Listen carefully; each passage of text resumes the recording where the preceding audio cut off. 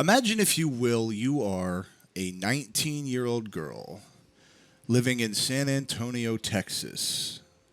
Make it today, September 7th, 2021. You just started your sophomore semester in college. Maybe you went to San Antonio State. Is that even a real place? I don't know. But you started your second semester in college at 19 years old.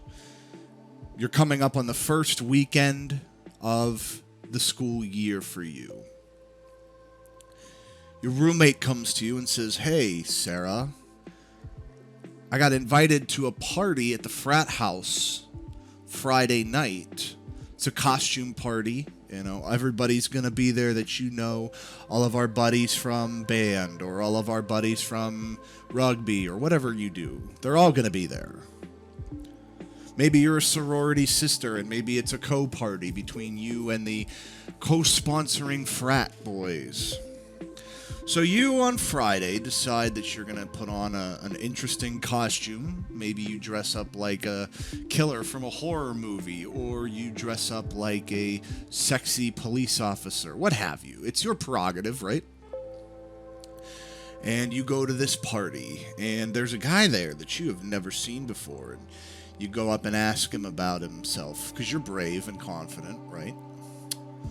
And he says, "Yeah, I'm a freshman. I just transferred from whatever university. I'm on the football team now, and I'm a pretty popular guy back where I came from, but I have to make a name for myself here. Nobody really knows who I am yet." You go, "That's cool. Well, now I know who you are." And maybe you spend the entire night talking to one another. Get to know each other pretty well. He's making you laugh. You're making him laugh. 2 or 3 drinks in, everything's going good. And he says, "Hey, I don't really know my way around this place. Could you show me around? Tell me where some of the hot spots are. Where do you eat? Where do you party? Where do you shop? Where do you play sports? Is there a gym? Whatever." You say, "Sure, yeah, I'll show you around." So the two of you get in his car and you drive around and show him all the good spots in town, and he's very grateful, very thankful. Says he'll take you to the restaurant you pointed out sometime if you'd like, and you say, "Sure, why not?" And he says, "Hey, I've got some food back at the place. I'm not going to eat it all. You said you were hungry. Do you want to stop by? I'll heat it up and we'll have some food, and then I'll take you home." And he, "Sure, yeah. You're an adult. You're having a good time. What the hell? You can do what you want. Nobody has the right to judge you for that decision." So you go to his place, his dorm or his apartment or what have you. You go inside, eat the food. Food's good.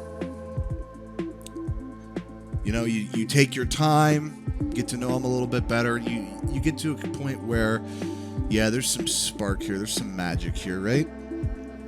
And he woos you, and you woo him maybe, or however it goes down. And the two of you agree, hey, why not? We're young, we're kids, right? This is what kids do. You can have a little bit of fun. We're out of that high school era where abstinence only is the only education we've ever had, right?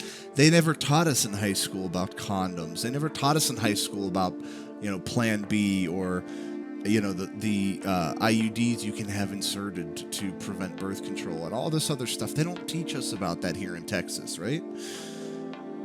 But, I like you. You seem all right. You're kind of cute, and, you think the same about me. So, yeah, let's go and have sex, right?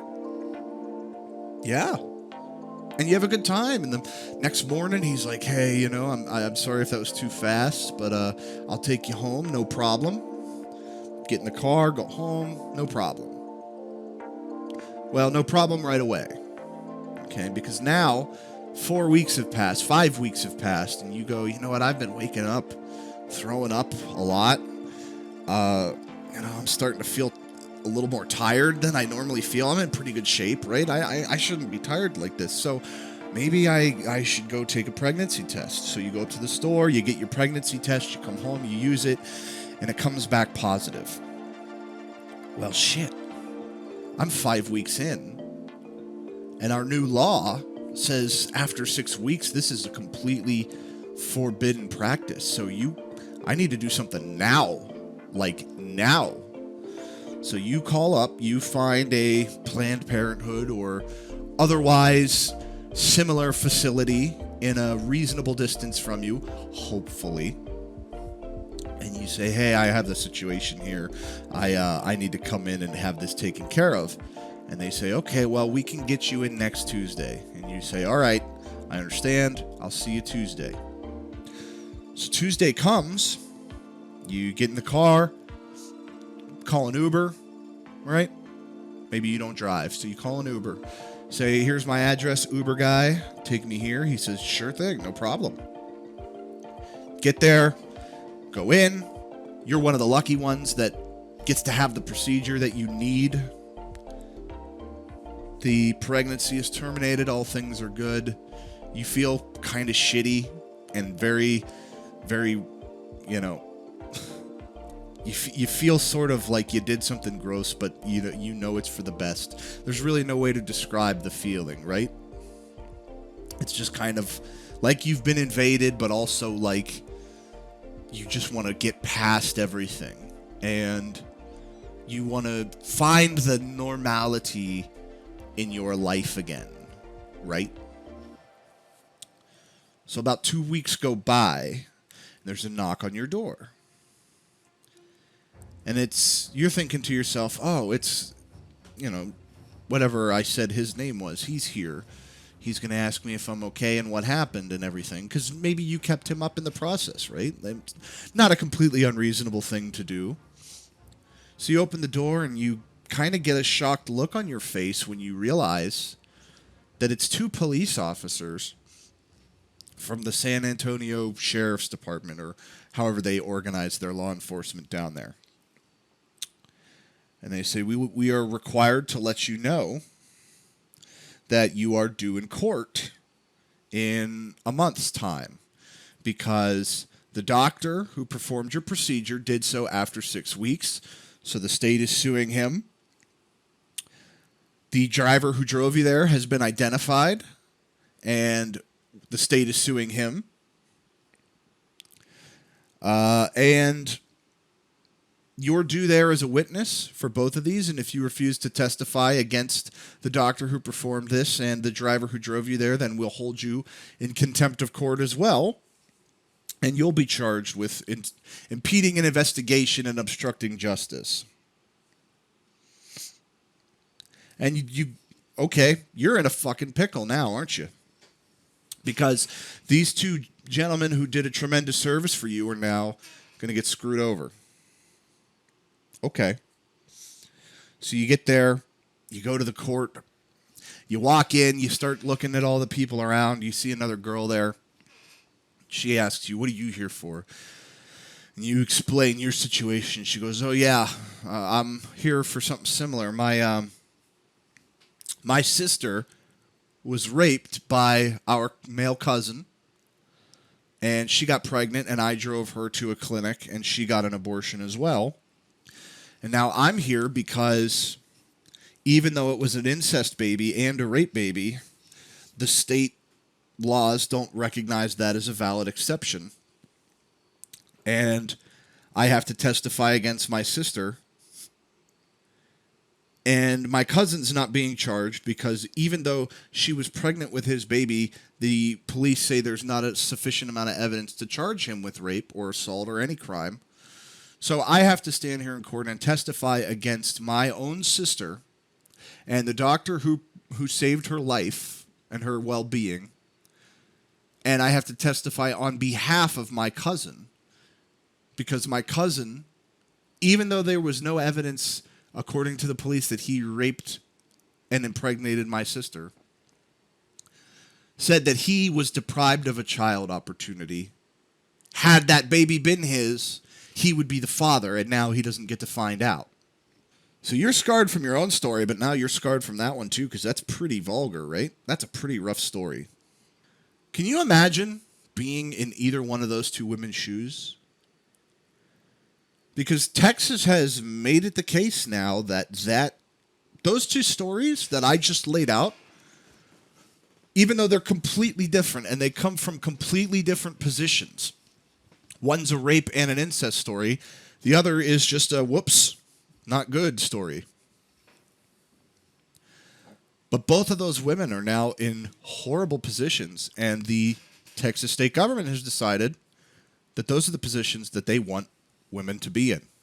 Texas has passed an abortion law known as Senate Bill 8, and it is one of the most vile, vulgar, disruptive, and disturbing laws about abortion that we as United States citizens have seen to this day.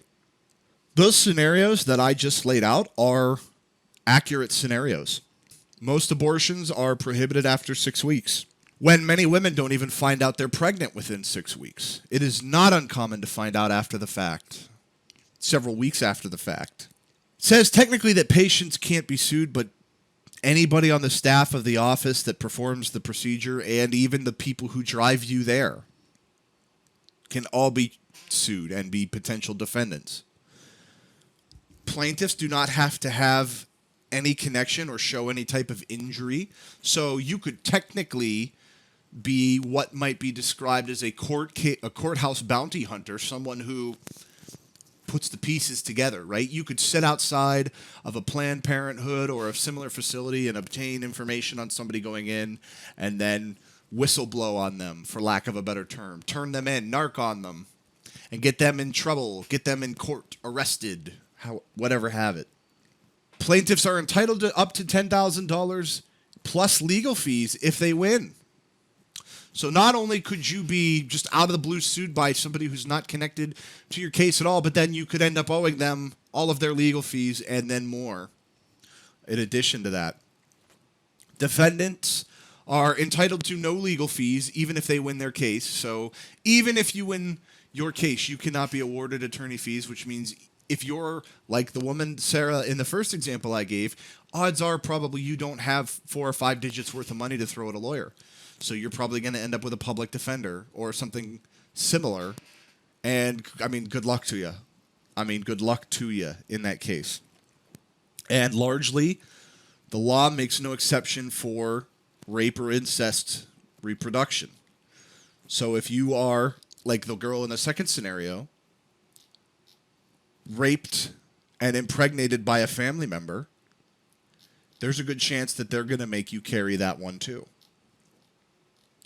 Now, why? Why would any human being care so deeply about the impregnation and termination of pregnancy of anybody else?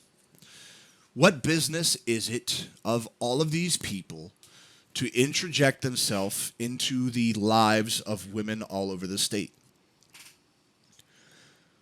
Well, you see, the Texas Republicans and Republicans in general claim to be acting on the side of morality because they are preventing the termination of human life. They are, as you would hear so frequently in these discussions, pro-life.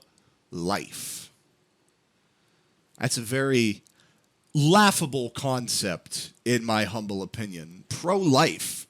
The Conservative Party, who for the majority of my entire life, which is pushing 30 years, has been not just pro-war, but almost sexually pro-war, as if war stimulates them in a sexual way.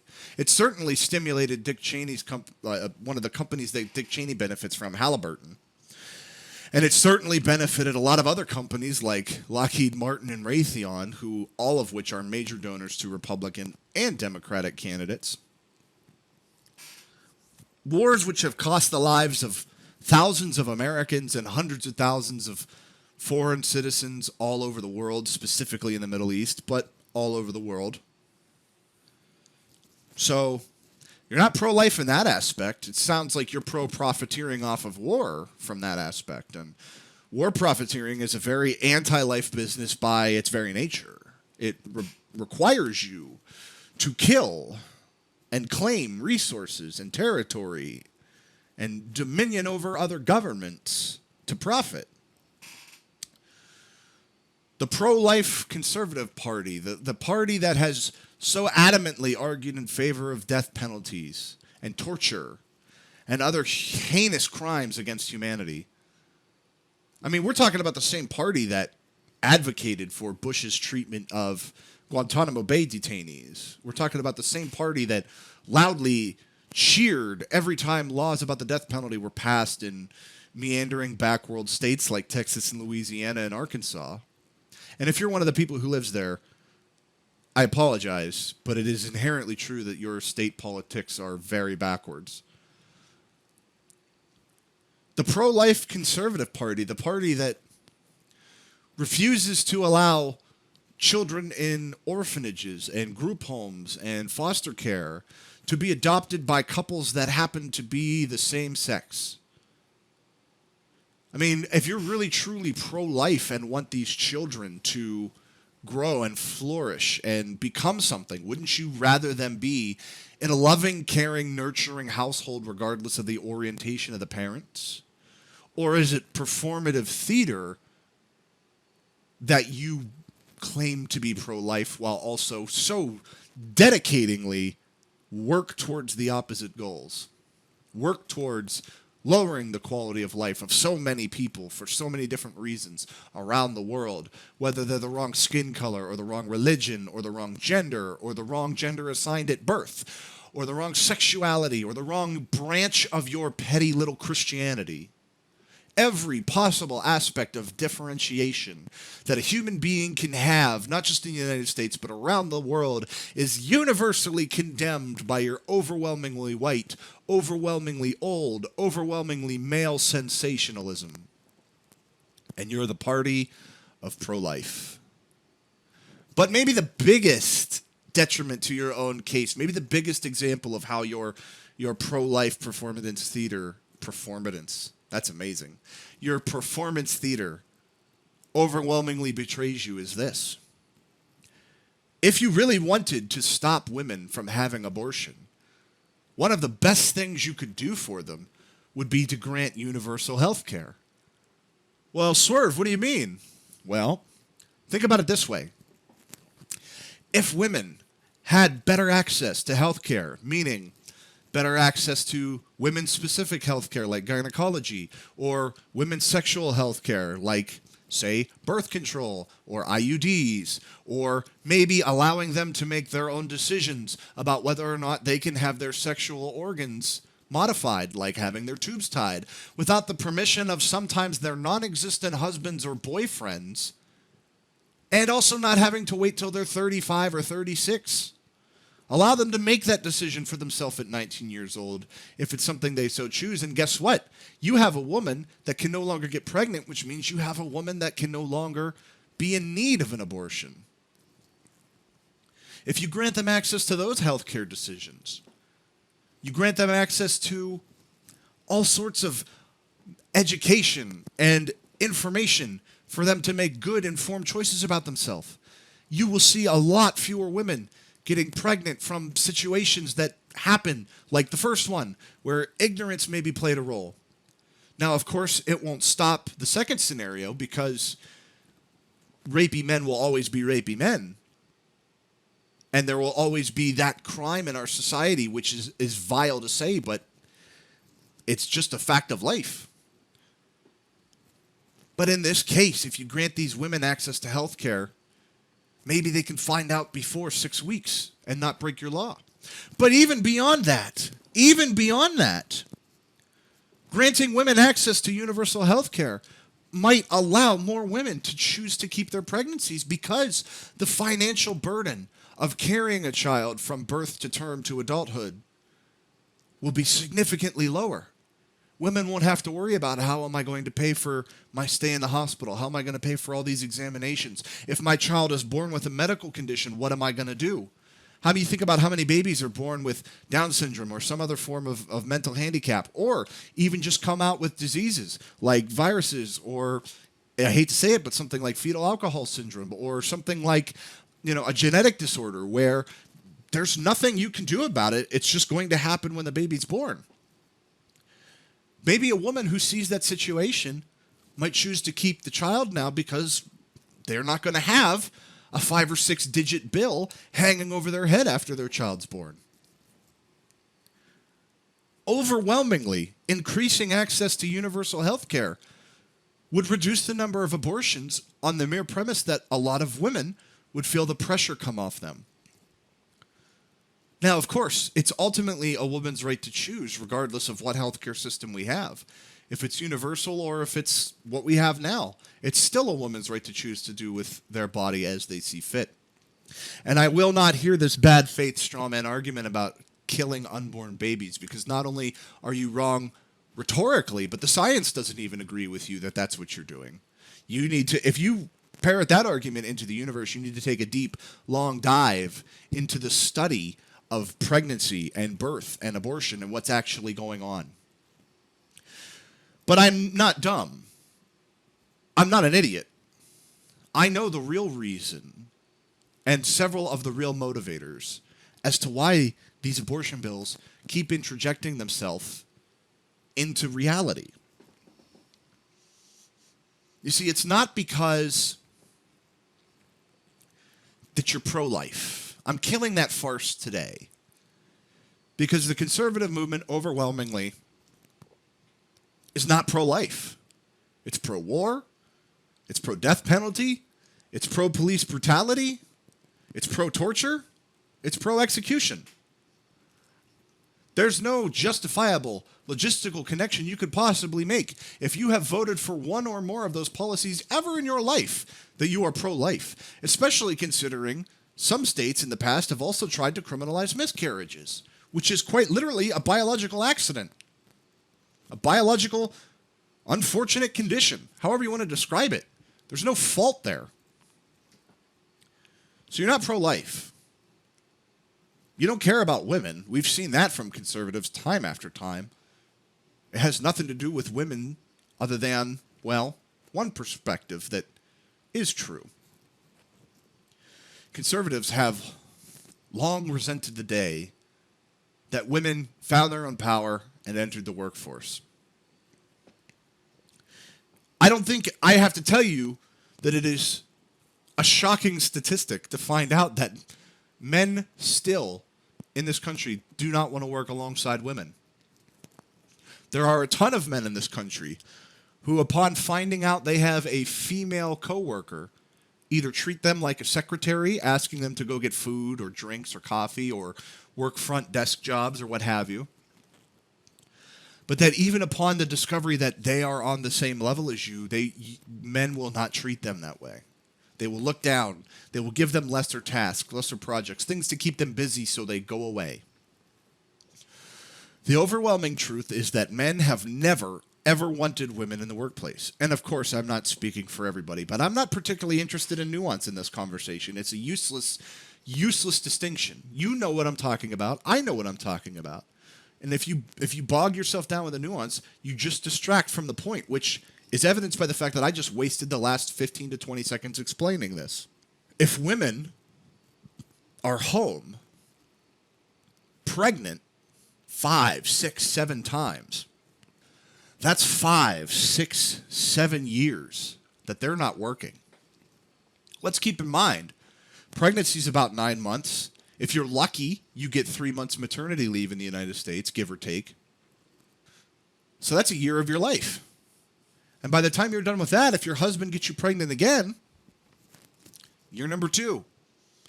And if it happens again, 3, 4, 5, 6 times, what happens now? Well, single income family can't really afford childcare, daycare, pre-K, especially because the United States, in all of its glorious decision-making, still has not made pre-K a public service, which, again, pro-life conservatives for you could really step on the gas on that one if they valued these kids. Somebody's got to watch all these little buggers, and it ain't going to be the man. Now, there are several issues I'd like to get into at some point about men in custody, because I do think in a lot of cases, men in our legal system are not treated with equality when it comes to child custody, but that's a separate issue, and it's neither here nor there for this particular discussion. So guess who's going to stay home and watch the kids? It's probably going to be the woman. Because at this point, the man has had 5, 6, 7 years to advance his career. He might have entered a very, very significant role with whatever company he works with. He might be a VP or a P or some other level, high-level executive, some branch manager, department manager, district manager, general manager. Well, I can't give that up to stay home when the best you could do after having 7 years without working is McDonald's or Starbucks. That's not going to rate. We're not going to be able to afford anything on that. That's $7.25 because minimum wage hasn't moved since 2009. What hopes of starting a career do you have after you've had 7 consecutive children, year after year after year? There is no time for you to build up a career in that span, especially by the time the second or third one comes along and you're still getting pregnant. The fact is, this has always been and always will be about keeping women out of the workplace, out of society, out of functional society. If you are forced to have children, it decreases your likelihood that you can and will work. Some women make it work. Very respectable. Some women can't make it work. And that's not their fault. Because the only people that pregnancy has a possibility to not affect are men. Because men can run away. Men, like my father, can abandon their children. Men, like many of your fathers out there, can abandon their children. Men can disregard their children, disappear. And maybe, if you're lucky, the court will grant you child support. Maybe, if you're lucky. And maybe if you're lucky, they'll actually pay it. And a lot of people will say, well, yeah, but you can take them to court. Yeah, but you can't always afford, when you have 2 or 3 children, to take time off of work you might be barely hanging on to as a single parent, to take time off of maybe 2 jobs, to go to court to pursue it. You see, one of the worst parts about this is how we talk about it in such black and white terms, and we address what's theoretically possible as what's always possible, when the realities are much more difficult. I'm sorry, did you forget who you were listening to for a second? Did you forget the name of this podcast? Because I'm not interested in lying to you or to anyone else. I'm not interested in misleading you or anyone else. You need to understand that reality is a lot more gray than the situations we assume take place. There's a lot of people out there who would assume that the woman in my first story doesn't deserve to get an abortion, and that she did deserve what happened to her because she made the choice to have sex. She consented to the sex, but she did not consent to the pregnancy. I hope you understand the difference. I really hope you understand the difference between consenting to sex and consenting to pregnancy, because a woman has the right to do both.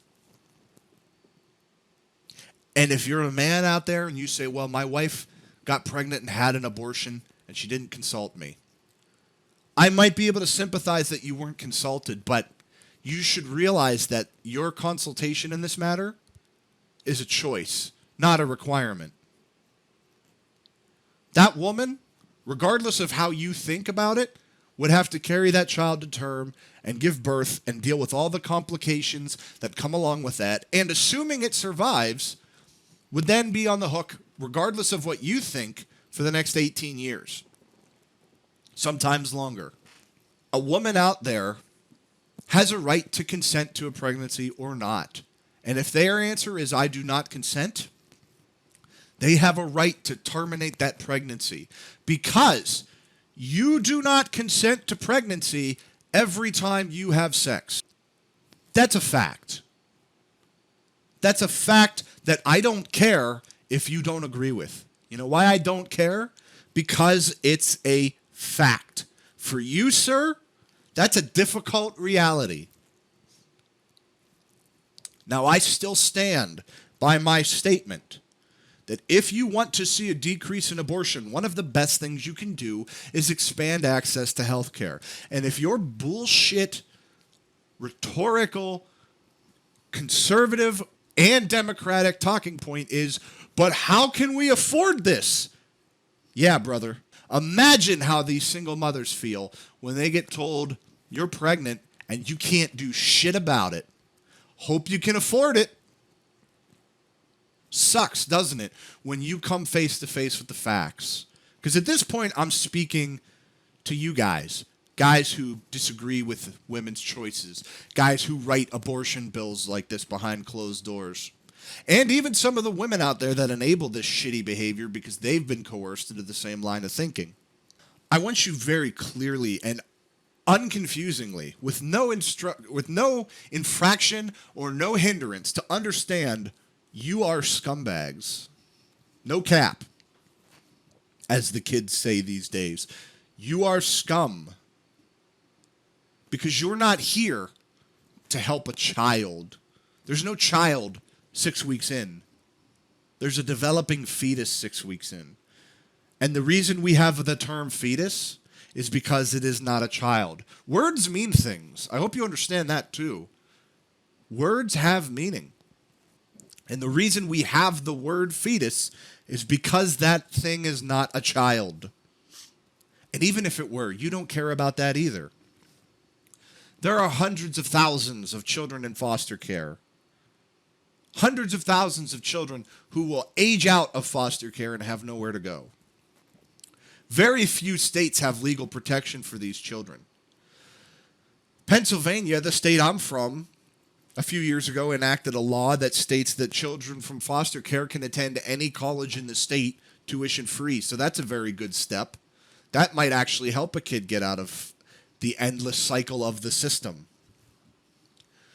But let me think. You've tried universally to cut funding for schooling, cut public funding for lunches for school children. You've cut back on the number of foster homes available, the families that are allowed to adopt. You've cut back on simply for uncontrollable things like sexual orientation or race. You are the party responsible for the introduction of redlining, which has gentrified so many areas that low-income families can't afford to live anywhere. And if they get pregnant, you don't care about them. You're scum. And you need to be treated like the scum that you are. And I will always be at the front lines of any of these battles.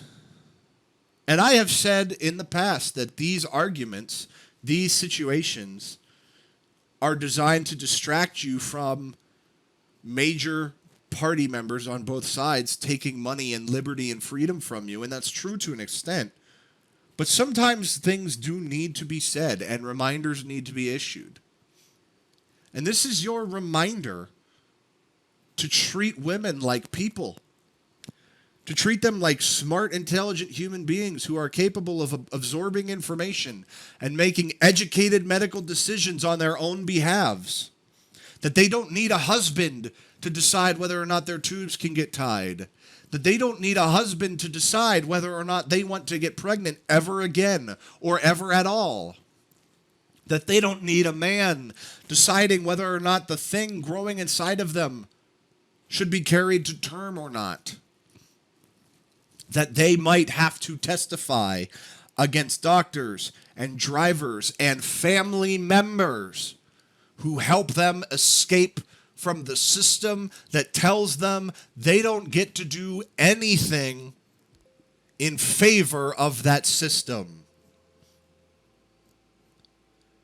You want to be pro-life? Stand up for the women who are already here, who are living this hell that you have helped create by voting for do-nothing Democrats, by voting for actively sabotagical Republicans and conservatives. I don't even know if that's a word, but it should be because it sounded cool. Stop being scum. The nice thing about scum is you can almost always clean it off of whatever surface it's on. Get a brush, get some soap, scrub your ass clean. Because these women, these stories that I told at the start of this show, those are true, real stories that happen every day in this country. And if you don't see the problem with telling women they don't get an out for that situation, you are as bad as the rapist. You are as bad as the anti-life protester that says abortion is murder. You are the villain in this story. And some of you like being bad. I get it. I understand. America's culture is largely villain enabling. I get why you might thrive off the feeling. But I gotta tell you, in every good story I've ever read, evil loses, brother. And I tell you this much, it's gonna be sweet to watch you lose. Now, to prove this isn't just a podcast, this isn't just empty words, this isn't just nothing, that I'm doing more than talking, I am going to link down below several links in the relevant sources area of wherever you're listening to this podcast. Charities and donation groups that help women get abortions, help women get healthcare decisions, help women stay on their feet after these horrible circumstances. And I'm also going to link some domestic abuse shelters and some general abuse shelters for women. And if you are financially able, I understand not everybody is financially able. I've always thought it was crock to say, well, you didn't donate, you didn't help. Well, not everybody can. Some people are struggling and their situation is valid. But if you're able to, I ask that on behalf of difficult realities and on behalf of yourself and for all of these women, that you make a donation to any one or more of these foundations and these groups. You might never get a thank you. You shouldn't want to thank you. You should be doing it for goodness, but you might never meet the people you help. You might never interact with the women whose lives you might save. But at least you know that somebody got some help. And that's really what we're trying to do here. Regardless of what this show talks about, it's always trying to help, whether that's with your mind or with your reality. So if you are able to do so, please help whoever you are able to help. I know that Uber and other rideshare companies have said that they will pay the legal fees of any of their drivers in Texas who deliver women to abortion clinics. So if you're an Uber driver, maybe volunteer your services. Whatever you can do, please do it. Because the difficult reality of America is that 9 times out of 10, nobody is going to help you. If we can, for these women, let's make their story the one time somebody does. I want to thank you for listening to Difficult Realities. I understand this is a bit of a different situation. My co-hosts are not here tonight. One of them is sick, and I hope that he recovers quickly. And the other one gave me permission to do this without him, so I thank him very much. This was tricky to do because how do you talk about this without making, you got to try to do this in a way where it's not about me, it's not about my voice, it's about the message. But I have to do so in a way that gets you to the end. So I have to walk the tightrope between what is entertaining and what is real. So I'm glad that you made it all the way to this point. Whether you are a woman who needed to be heard, or a man who needs to change, or a man who wants to help. Whatever your case is, I'm glad you made it to the end. And hopefully something I've said or done or suggested here today will open your eyes to the reality of the situation in Texas. Because Florida's getting ready to follow suit. I know that several other states would like to do things that are similar. Democrats won't protect you. Nancy Pelosi herself said that the Democratic Party can be the party of anti-abortion people too. And she has in the past embraced pro-life Democrats, blue dogs with no moral compass. So if we really want to help these women, we have to do it. And that is the difficult reality. So thank you for listening. We'll see you next time with more information. Everybody have a good night.